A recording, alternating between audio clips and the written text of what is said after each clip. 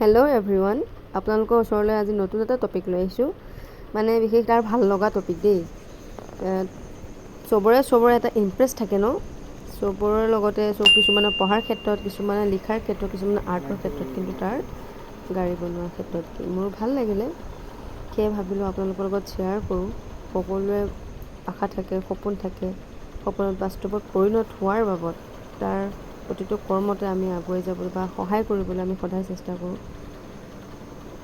তাৰ কিন্তু ডাঙৰ হৈ গাড়ী বনাব বা তাৰ গাড়ী নিজে লৈ ঘূৰিব, তাৰ কিনিব সেইটো সি নাভাবে। সি কয় মই নিজেই গাড়ী কিনিম। সি পঢ়িবলৈ বেলেগো ইচ্ছা থাকে, কিন্তু সেয়া নপঢ়ে। সি অকল ইঞ্জিনিয়াৰিং, মটৰ ইঞ্জিনিয়াৰিং পঢ়িব, মেকানিকেল ইঞ্জিনিয়াৰিং পঢ়িব। তাৰ গাড়ী বনোৱাৰ চখ, নিজৰ গাড়ী নিজে বনাই নিজে চলাব। তাৰ আশাবোৰ পূৰ হওক, তাৰ সপোনবোৰ বাস্তৱত পৰিণত হওক। সদায় আমি লগত আছোঁ। তাৰ সকলো আশাৰ সন্মুখত আমি গৈ থাকিম। তাক উৎসাহ জনাব, দিব, সাহস দিব, চলাব পৰা সুবিধা দিব, যাতে তাৰ আশাবোৰ সকলো পূৰ হয়। চাব পাৰে সি কেনেকৈ ষ্টাৰ্ট কৰিছিলে। গাড়ীখন মটৰ দি বনাইছে,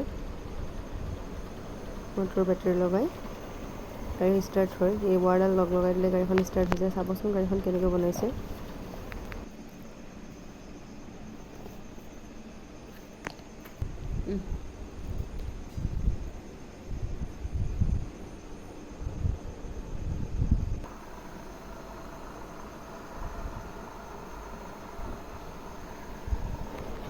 গাড়ীখন বনাই কৰি সি কালাৰ কৰিলে। কালাৰ কৰি আকৌ গাড়ীখনৰ নাম তাৰে দিছে।